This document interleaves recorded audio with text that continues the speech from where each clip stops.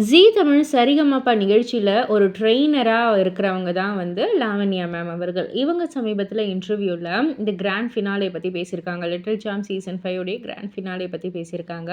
நம்ம அபிஷேகா தான் title winner இல்லையா? ஸோ அவங்க பாடுன பெர்ஃபார்மன்ஸ பத்தி வந்து கேட்குறாங்க.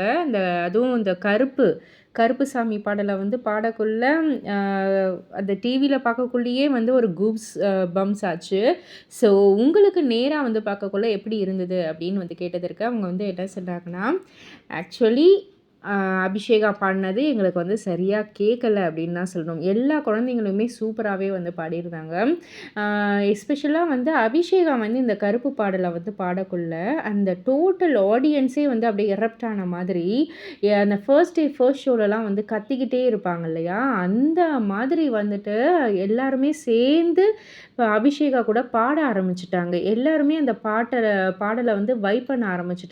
அதனால அபிஷேகா பாடுனது நெறைய இடத்துல வந்து கேட்காமலே இருந்துருச்சு. பொதுவாவே எங்களுடைய வேலை வந்து அந்த ஸ்ருதி சரியா இருக்கா? தாளம் சரியா இருக்கா? அதெல்லாம் வந்து நோட் பண்றது தான்.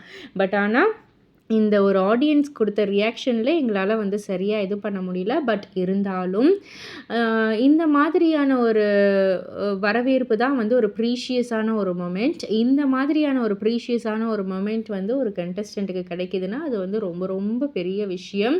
ஸோ இதன் மூலியமாவே வந்துட்டு இந்த பெர்சன் வின் ஆகுறாங்க அப்படின்றதே நமக்கு வந்து தெரிஞ்சிரும் அப்படின்ற ஒரு விஷயத்தையும் பகிர்ந்துக்கிட்டாங்க. இத பத்தி நீங்க என்ன நினைக்கிறீங்க? உங்களுடைய கருத்து என்ன? அப்படின்றத கீழ உள்ள கமெண்ட் பாக்ஸ்ல குறிப்பிட்டு சொல்லுங்க. மறக்காம சேனல சப்ஸ்கிரைப் பண்ணி பக்கத்துல உள்ள பெல் ஐகான கிளிக் பண்ணிடுங்க.